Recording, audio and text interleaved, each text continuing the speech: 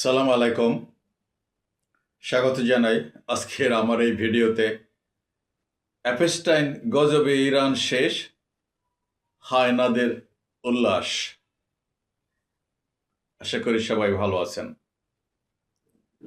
সময়টা 627 সালের March April মাস। বুঝতেই পারছেন আজ থেকে কত বছর আগে, 1400-1500 বছর আগে।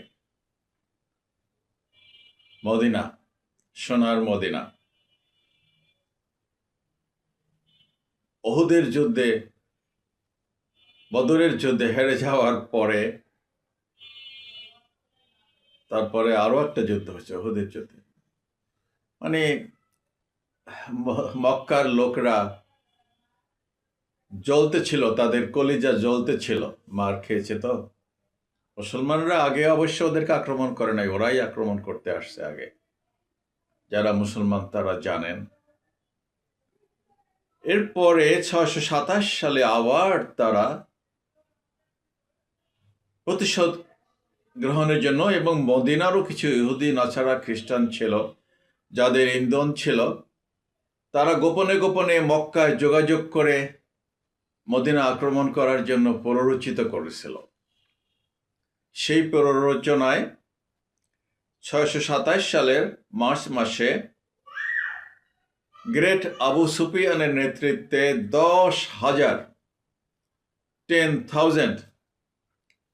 সৈন্যের এক বিশাল বাহিনী নিয়ে, তো ইসলাম তো তখন শিশু, একদম মাত্র বিকশিত হতেছিল, কিছু কিছু মানুষ ইসলাম গ্রহণ করতেছিল। নবীজি গেলেন 5-6 বছর পরে মক্কা থেকে মদিনায় যাওয়ার। বুঝতেই তো পারছি কত নাজুক অবস্থা, টাকা নাই, পয়সা নাই, খাবার নাই, সব মুহাজির, বলতে গেলে রিফিউজি। তো সেই সময় আবু সুফিয়ানের নেতৃত্বে 10,000 সৈন্য মদিনা আক্রমণের জন্য অগ্রসর হলে নবী মুহাম্মদ সাল্লাল্লাহু আলাইহি সাল্লামের কানে সেই কথাটা যখন পৌঁছালো, তখন তো উনি অনেকটাই আসলে দিশেহারা।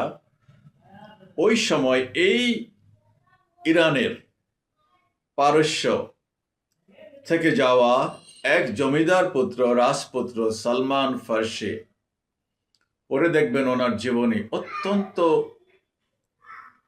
দুঃসাহসী একটি ছেলে, 11-12 বছরের বয়স, সারাক্ষণ খালি আগুন পাহারা দিত, অগ্নিপূজারী ছিল। ওর বাবা অনেক বড় সরকারি কর্মচারী ছিল, অনেক জমি জমা ছিল। ইরান তো এমনিতেই বড় দেশ, আর 1400 বছর আগে তো হাজার হাজার বিঘা জমি ছিল। তো ও সবসময় আগুন পাহারা দিত। ওর বাবা, ও যখন যেত বাইরে টাইরে, তখন ওই ছেলেকে রেখে যেত, ছেলেও পাহারা দিত। সামহাও যাই হোক, সেই 8, 9, 10, 12 বছরের ছেলে তো বাইরে গিয়ে প্রথম দেখছে খ্রিস্টান ধর্ম, তারপরে সে সেখানে শান্তি পায় না। 3, 4, 5 জায়গা, পারস্য, সৌদি আরব খুব বেশি দূরে না, অনেক কষ্ট ক্লেশ করে। বলছি তো, ওনার জীবনী পড়ে দেখবেন যে এই সালমান ফার্সি, হু ওয়াজ সালমান ফার্সি অ্যান্ড হাউ হি এমব্রেসড ইসলাম। সে একদম নবীজির সান্নিধ্যে গিয়ে তাকে পেয়ে, তাকে পরীক্ষা করে, তার সমস্ত কিছু পিঠে সিলমোহর পর্যন্ত দেখে খেজুর নিয়ে গেছে। অনেক করুণ কাহিনী, এই ইরানের কথা প্রসঙ্গে বলতেছে। তারপরে সে পায় পড়ে উনি একদম ইসলাম গ্রহণ করে আর কি। বাচ্চা মানুষ, অনেক কষ্ট করে উনি ওখানে পৌঁছেছেন। এই সালমান ফার্সি তখন অতটুকু বয়সে এসে একটা পরামর্শ দিল যে, রাসূলুল্লাহ, আপনি একটা কাজ করেন। মদিনা তো তখন ছোট শহর, এখনো যে খুব বড় তা না। আপনি পরীক্ষা খনন করেন, পরীক্ষা ট্রেন্স, এবং সেই নবীজি তখন 2-3 হাজার মানুষ নিয়ে ওভারনাইট এই পরীক্ষা খনন করেছেন।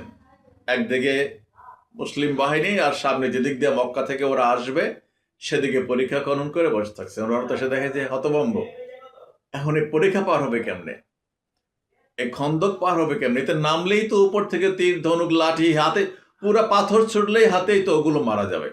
বেশ গর্তই করছেন উনি, 5-6 ফিট বা 10 ফিট গর্ত করছেন, যেখান দিয়ে চট করে নেমে তো আর এই পারে ওঠা যাবে না, একটা খালের মতন এই করছেন, 15-20 ফিট চওড়া, 5-7-10 ফিট গর্ত, হতভম্ব। দেখেন সেই ওই পারে এরা আর এই পারে মুসলমানরা প্রায় 1 মাস 27-26 দিন এই আবু সুফিয়ানের দল, এই হারামি, এই বেঈমান কাফের গুলা মদিনাকে অবরুদ্ধ করে রাখছে। ওই 27-26 দিন পর রাতের বেলা একদিন এমন এক ঝড় আসছে, ওদের তাবু টাবু সব লন্ড ভন্ড করে দিয়েছে, ছিন্ন বিচ্ছিন্ন করে দিছে। এক আল্লাহর গজব।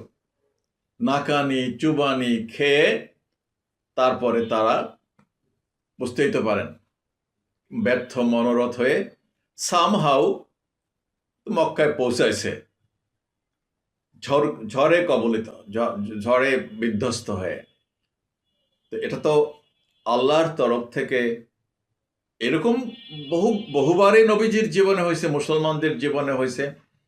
মুসলমানরা খুব কম যুদ্ধেই পরাজিত হয়েছে, সামহাও সাহায্য আসছে, নদী সাতটায় পার হয়েছে, সৈন্য সামন্ত মাল সামান নিয়ে আফ্রিকা বিজয়ের সময়, এমনও তো কাহিনী আছে। যাই হোক, কেন এই গজবের কথা বলতেছি দেখেন, কি দরকার ছিল এই অ্যাপস্টাইন ফাইলটা এই সময় প্রকাশ করার? এটা আমি যা ভিডিও দেখি দেশের এবং বিদেশের, এটার সম্ভবত একটা কারণ ছিল এই যে ডোনাল্ড ট্রাম্পকে একটা ভয় দেখানো। ওরা তো বলছি তো এই জাতিটার এত ক্ষুরুদার বুদ্ধি, কাকে দিয়া কাকে মানে ফাঁসাইতে হবে তারা ভালো করেই জানে, এবং তারা সামহাউ তারা আসলে ভালো চিন্তা করে কিনা রাতে কিংবা দিনে, শয়নে স্বপনে, আই হ্যাভ ডাউট। ওরা তো সারাখানি জাল বুনে যে কি করে টাকা পয়সা, সুন্দরী নারী, ক্ষমতা, জমি, এই পৃথিবীকে নিয়ন্ত্রণ করা যাবে, মনে হয় এটা নিয়েই ওরা কালচার করে। তো বলছি তো সমস্ত কিছু, যত বড় বড় ব্যবসা তো রিয়েল এস্টেট বলেন, ব্যাংক বলেন, শিল্প কারখানা বলেন, জাহাজ চলাচল বলেন, এগুলো তো মেইন, উড়োজাহাজ কোম্পানি বলেন, এগুলো নির্মাণ, তো এখন তো ধরেন সব মিডিয়া, এরা সবই ওদের হাতে। আপনি স্বীকার করেন, আমি স্বীকার করি বা নাই করি, আমি এই যে কথা বলতেছি আমি তো সারাদিনেই দেখি এসব ওরাই নিয়ন্ত্রণ করে।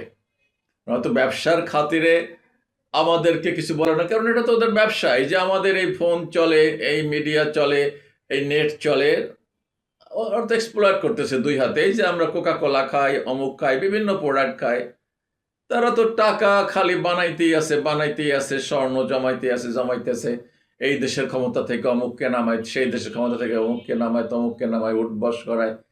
এটাই ওদের ধ্যান, খেয়াল, ব্যবসা বাণিজ্য, যাই বলেন, এভরিথিং। সো ওই দেশটি, এই ছোট্ট দেশটি, নিজের সাহস নাই, কক্সমিন কালেও নিজের বাহুবল দিয়ে ইরানের সাথে বোঝাপড়া করার ক্ষমতা রাখে না। যতই ইরানের হাতে যাই থাকুক না কেন, একটা বুদ্ধিমানের কাজ তারা করছে, অত্যন্ত শার্প। বললাম তো, এই সালমান ফার্সি তো ইরানি ছিলেন, পারস্য সাম্রাজ্য ছিল ওদেরকে সেই সময়, একটা পরাশক্তি, এখনো পরাশক্তি অফকোর্স। সো এই খমেনি এক সাদামাটা মানুষ, আল্লাহর উপর তার বিশ্বাস আছে, অগাধ বিশ্বাস আছে, আমি বিশ্বাস করি। ইরানি মানুষরাও খারাপ না, তারাও ধর্মপ্রাণ মানুষ। কিছু সংখ্যক গন্ডগোল করে তো দালাল তো থাকে, আমাদের দেশে আছে না? আমাদের দেশে শাহবাগীরা আছে না? হুল্লোড় করে ইসলামের খারাপ দেখলে, মুসলমানদের এখানে খারাপ দেখলে হুল্লোড় করে। তারা জালিমের এখানে পক্ষ নিয়ে এখানে বিরানি খায় না, ওরকম ইরানেও আছে, সারা পৃথিবীতেই আছে এরকম মোনাফিক মুসলমান। নাম খুব সুন্দর সুন্দর নাম, ইসলামী নাম। আর আবার লেবাসদারিও আছে, জুব্বাদারিও আছে আমার মতো, এরকম আসকান উস্কান পরে, একেবারে আলখেল্লা পরে, এরকমও আছে। যাই হোক, তো খোমেনি ইরানি জাতি দেখেন কতটা তারা বিজ্ঞানে গবেষণায় আগায় গেছে। জাস্ট ইমাজিন, ওরা যে সমস্ত মিজাইল বাইর করছে, একটা প্লেন তো মিলিয়ন বিলিয়ন ডলার লাগে ফাইটার জেট মেট বানাইতে। বলছে না, আমরা